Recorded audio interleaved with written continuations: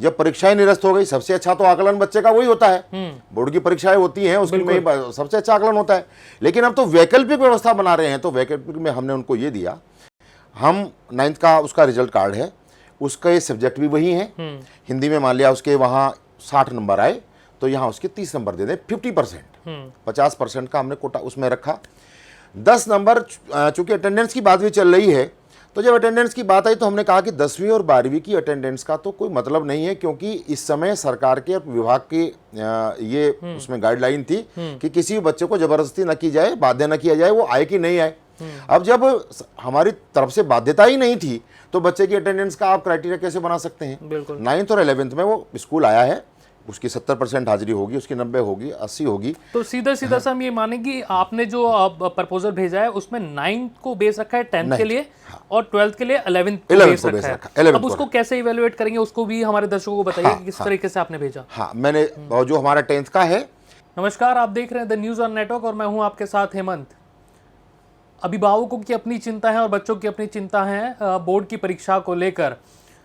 10th में जो board की परीक्षा है 12th की पिछले 2 साल से कोविड-19 के चलते बाधित हैं, लेकिन इस बार बहुत सारी संस्थानों ने प्रपोजल भेजा है बोर्ड को कि किस तरीके से मार्क्स का क्राइटेरिया रखा जाए बोर्ड में। उसी विषय पर हम लोग बातचीत करेंगे। हमारे साथ मौजूद हैं उत्तराखंड माध्यमिक शिक्षक संघ के प्रदेश अध्यक्ष डॉक्टर अनिल शर्मा जी।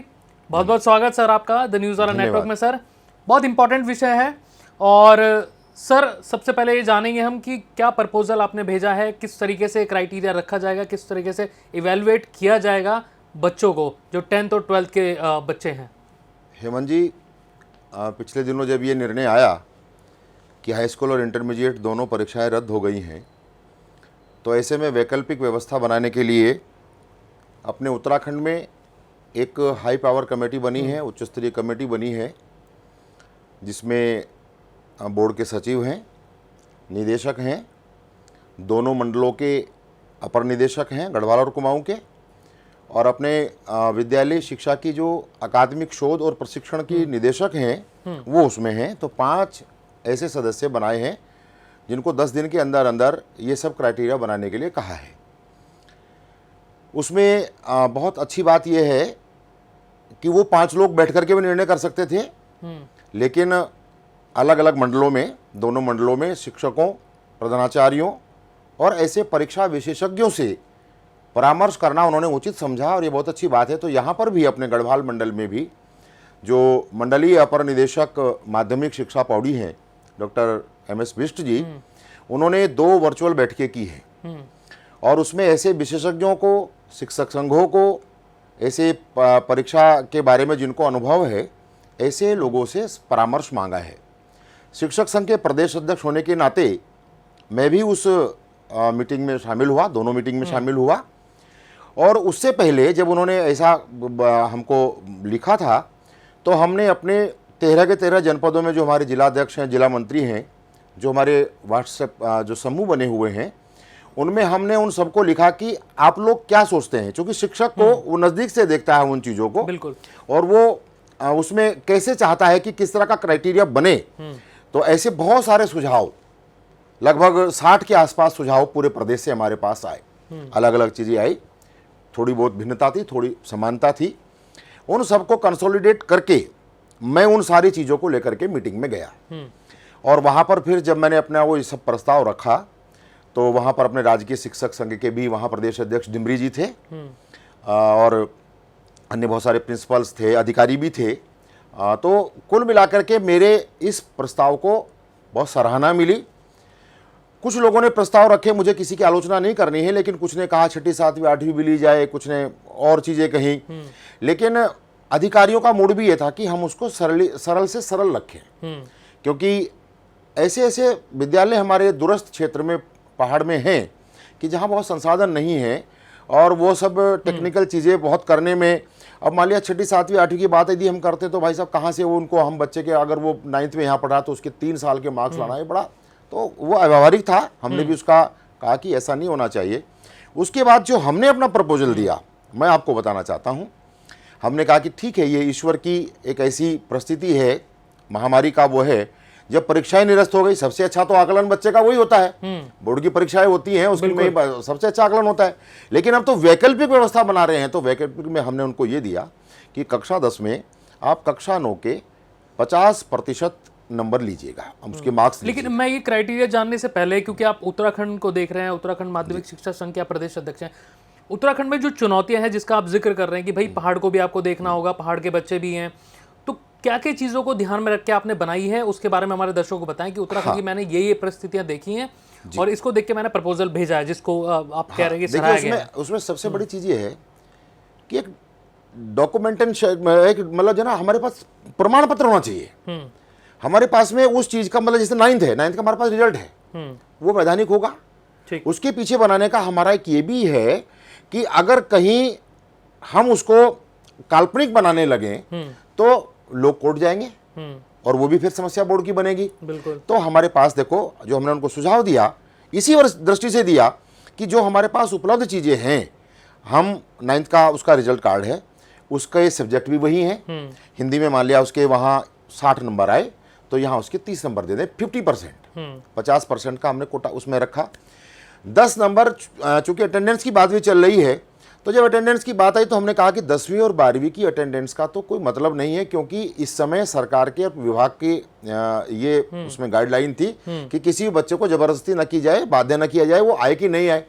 अब जब हमारी तरफ से बाध्यता ही नहीं थी तो बच्चे की अटेंडेंस का आप क्राइटेरिया कैसे बना सकते हैं। 9th और 11th में वो स्कूल आया है, उसकी 70% हाजिरी होगी, उसकी 90 होगी, 80 होगी। तो सीधा सीधा सा हम ये माने कि आपने जो प्रपोजल भेजा है उसमें 9th को बेस रखा है 10th के लिए और 12th के लिए 11th को बेस रखा है। अब उसको कैसे इवेलुएट करेंगे, उसको भी हमारे दर्शकों को बताइए कि किस तरीके से आपने भेजा। हाँ, मैंने जो हमारा 10th का है, 10th में हमने कहा कि 50% अंक हो गए 9th के, 10% अंक हो गए उसके अटेंडेंस के, और जो 40% बचे हैं वो हमने कहा कि वो आप विषय अध्यापक को दीजिए। उसमें भी 10वीं में क्या है हेमंत जी कि अनेक विषय ऐसे हैं, जैसे आपका गणित है, विज्ञान है, सामाजिक विज्ञान है, गृह विज्ञान है, और आपका कला है, आपका आईटी है। तो उनमें क्या है कि उनमें ऑलरेडी 20-20 नंबर के प्रैक्टिकल हो चुके हैं, सामान्य परिस्थितियों में हो चुके, यानी कि जो दूसरी लहर जो आई कोरोना की उससे पहले वो संपन्न हो चुके थे। ऐसे 12वीं में भी जो बोर्ड के प्रैक्टिकल थे, बाहर से एग्जामिनर आते हैं, वो भी संपन्न हो चुके। तो उस आधार पर जिन विषयों में प्रैक्टिकल नहीं है वहां पर वो इंटरनल असेसमेंट 40 नंबर का हो जाएगा, और वो विषय अध्यापक जो सब्जेक्ट टीचर है वो उसके पास रहेगा, उसको बच्चे के बारे में पता है, उसका 9th के बेस के हिसाब से भी अंदाजा वो लगाएगा, और उसका व्यवहार, उसका अनुशासन, क्लास में उसकी सक्रियता, ये सारी चीजों को लेकर के कम से कम हमको शिक्षक पर भरोसा तो करना पड़ेगा। और ये बात बोर्ड ने भी कही, पूरी पर्सनैलिटी को उसकी इवेलुएट किया जाएगा कि पूरा जो जितने भी दिन उन्होंने गुजारे हैं 9th में प्रेजेंस जितनी रही है उसको पूरी तरीके से इवेलुएट किया जाएगा, तब जाके हमने बच्चों को 9th में भी देखा है, 10th में भी देखा है, 2 नवंबर के बाद कक्षाएं चली हैं। तो ये अधिकारियों ने भी कहा कि अपने शिक्षक पर भरोसा ना करने का कोई प्रश्न नहीं है, हमें उन पर भरोसा करना ही पड़ेगा। और जो उन्होंने अब मैंने कहा कि 20 नंबर तो ऑलरेडी हम कर चुके प्रैक्टिकल वाले, बचे 20 नंबर में विषय अध्यापक उनको उसको नंबर देगा, अगर प्रैक्टिकल नहीं तो 40 में से देगा। ये 10वीं का क्राइटेरिया हुआ। 12वीं में ऐसे ही जो प्रैक्टिकल विषय हैं उनमें अधिकांश विषयों में 30 नंबर का प्रैक्टिकल होता है। हमारा भौतिक विज्ञान है, रसायन विज्ञान है, जीव विज्ञान है और भूगोल है, ऐसे करके 30 नंबर का है। ड्राइंग में और म्यूजिक में 70 नंबर का प्रैक्टिकल होता है, वो भी संपन्न हो चुका। आपका अर्थ उसमें अकाउंटेंसी जो लेखा शास्त्र होता है और समाज शास्त्र, उनमें 20 नंबर का प्रैक्टिकल है। तो ये हमारे पास नंबर, वो हमारे पास नहीं, बोर्ड पर है, बोर्ड के पास है। अब जो थ्योरी बची उस थ्योरी को हमने ऐसे बांटा, 11वीं के 50% वही और 10% अटेंडेंस के। अगर वो मानेंगे नहीं तो वो अटेंडेंस वाले भी इधर जोड़ सकते हैं, 12वीं में ही कैसे आएगा। और उसके बाद में जिनमें प्रैक्टिकल है वहां पर केवल 10 नंबर इंटरनल असेसमेंट के, 30 नंबर प्रैक्टिकल के ऑलरेडी हो गए, 40 हो गए, 10 और वो 100 हो गए। और यदि प्रैक्टिकल नहीं है तो फिर वो 40 नंबर का इंटरनल असेसमेंट 12वीं के आधार पर, ये हमने प्रपोजल भेजा है। ये प्रपोजल आपने भेजा है। अच्छा, रिजल्ट जो है 100% आप कह रहे हैं कि रहेगा 100%। मान लीजिए 9th में, क्योंकि हम लोग भी पढ़े हैं 9th में, जब 11th में गए तो 9th और 11th में टीचर बहुत स्ट्रिक्ट होते हैं, बिल्कुल, अगर आप देखें तो निश्चित रूप से। और 10th में बच्चे जाके बहुत सीरियस होते हैं बोर्ड को लेकर। तो मान लीजिए किसी के 9th में अगर कम रहे हो तो उसको तो नुकसान हो जाएगा, प्रपोजल जो भेजा है आपने। नहीं हेमंत जी, उसका हमने एक सुझाव ये भी दिया है कि जो 9th और 11th के नंबर हैं उनमें बोर्ड कुछ बोनस के अंक दे करके बढ़ा सकता है। जैसे हमने कहा कि उसमें आप जो है ना 10 नंबर, 15 नंबर या 20 नंबर, चूंकि बोर्ड के पास ही बहुत बड़े बड़े विशेषज्ञ हैं और सुझाव सारे उनके पास जा रहे हैं, तो उस आधार पर हमने कहा कि जैसे अगर उसके वहां 50 नंबर आए तो आप उसको 65 मान लें, या फिर मैं ये मानता हूं कि जो आपका इंटरनल असेसमेंट है ये निश्चित रूप से शिक्षक बहुत ईमानदार होता है और जो उसको जो मिला है, चाहे वो 40 नंबर जहां पर प्रैक्टिकल नहीं है वहां पर 40 देगा, ठीक। जो प्रैक्टिकल 30 नंबर के हो चुके हैं, मुझे कहने में कोई संकोच नहीं है, अच्छे ही नंबर आते हैं प्रैक्टिकल में, क्योंकि एक्सटर्नल और इंटरनल दोनों एग्जामिनर मिलकर के बच्चे का हित ही करते हैं और उसके बच्चा करता भी है। तो ये जो इंटरनल असेसमेंट के नंबर हैं ये उसकी पूर्ति करेंगे। अच्छा सर, आपको क्या लगता है, अब क्योंकि हम भी पढ़े हैं, तो कहीं ना कहीं किसी ना किसी का नुकसान और फायदा इसमें होगा स्टूडेंट का, ऐसा लगता है आपको? ये बैलेंस बहुत रहेगा। देखिए ये निश्चित रूप से इसमें लचीलापन तो रहेगा। हाँ। और हमारा सबका कहना यह है, हमारे शिक्षक विशेषज्ञों ने भी सबने ये कहा है, अधिकारियों का भी कहना यह है कि बच्चे तो सब पास हो ही रहे हैं, ठीक। आप जो अच्छा बच्चा है उसका नुकसान नहीं होना चाहिए। ठीक है भाई, पास तो अरे पास वाले को तो मान लिया अगर वो ओरिजिनल एग्जाम होता तो मान लिया उसके वो 40% पर पास होता, 45 पर होता, लेकिन अब उसके यहाँ 50 आ गए, 55 आ गए, कोई बात नहीं है। लेकिन अच्छा बच्चा अगर 80 वाला है, 85 वाला, तो उसको मिलनी चाहिए। लेकिन कहीं ना कहीं बहुत सारे ऐसे एक्सेप्शन केस भी होते हैं, बहुत अच्छा परफॉर्म करते हैं बोर्ड्स में, तो उनको कैसे टीचर देखेंगे? क्योंकि अगर न्यू एजुकेशन पॉलिसी में आप देखें तो कहीं ना कहीं सेल्फ असेसमेंट एक रखा गया था न्यू एजुकेशन बिल्कुल आया, निशंक जी ने वो इंट्रोड्यूस की थी, तो क्या वो वाला क्राइटेरिया क्या यहाँ यूज नहीं हो सकता कि बच्चों से सेल्फ असेसमेंट के लिए बोला जाए कि आप भी अपनी रिपोर्ट भेजिए खुद? नहीं, ऐसा हो सकता है क्या? देखिए मैंने जो आपको बताया कि इस समय हमारा रिजल्ट तैयार हो और जल्दी तैयार हो, ये प्राथमिकता है। विद्यालय खुल नहीं रहे हैं जी, बच्चे संपर्क में नहीं है। आप देखिएगा कि जब हमारी ये ऑनलाइन क्लासेस चलती थी तो तब भी सारे बच्चे 100% नहीं जुड़ते थे, साधन नहीं है, कुछ नहीं है, कहीं पर रेंज नहीं है, पहाड़ में जो जैसे मैंने बताया। तो आपका कहना सही है, लेकिन ये सब लंबी प्रक्रिया हो जाएगी। इसमें कहीं पर सुझाव ये भी आए थे कि बच्चे ने इस बीच में जो पाठ्य सहगामी क्रियाएं हैं उनमें किस प्रकार से पार्टिसिपेट किया है। किसी ने कहा कि साहब उसने जो है ना आज के इस कोरोना के पीरियड में कितना जन जागरण किया, सैनिटाइजेशन किया, मास्क लगाए, मास्क बांटे, ये सब किया।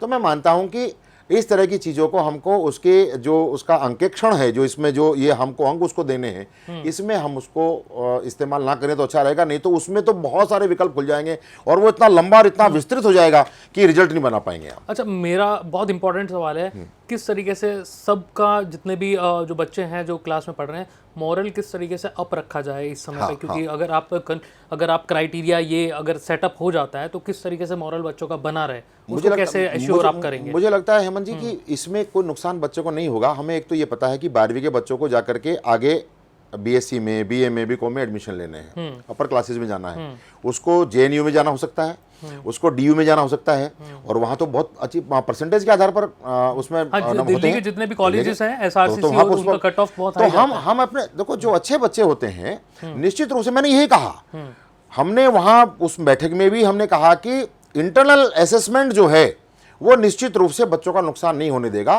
क्योंकि हमको पता है कि जो जिस बच्चे के बारे में सब्जेक्ट टीचर और क्लास टीचर जानता है कि ये बच्चा हमारा 80% से ऊपर नंबर लाएगा, बोर्ड में हमें पता रहता है, हमको ये पता रहता है कि कॉलेज टॉप कौन करेगा।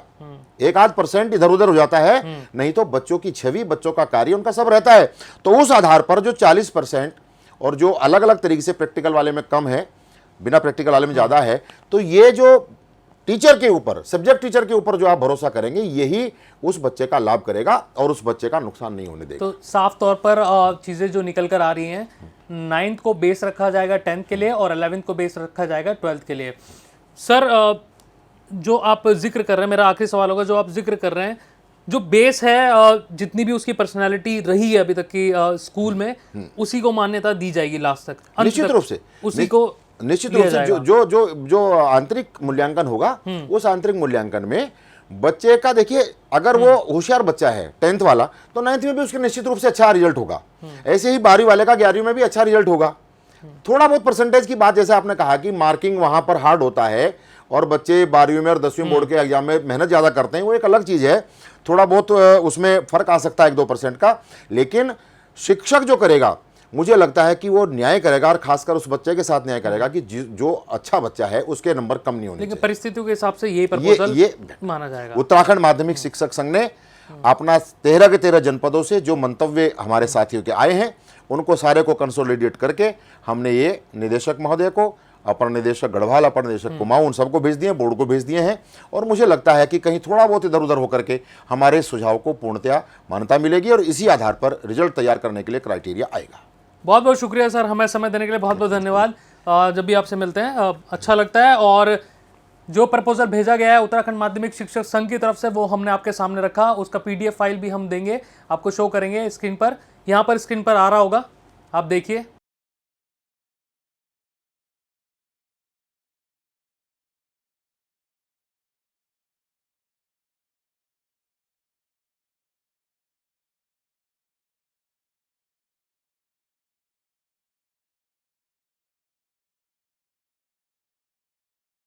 ये प्रपोजल है जो उत्तराखंड माध्यमिक शिक्षक संघ की तरफ से भेजा गया है। 9th को बेस रखा गया है 10th के लिए, और 11th को बेस रखा गया है 12th के लिए। शायद इस प्रपोजल से जितने भी अभिभावक और स्टूडेंट सोच रहे होंगे 10th और 12th की बोर्ड परीक्षा कैसे पास होगी, तो शायद इससे शायद संतुष्ट होंगे।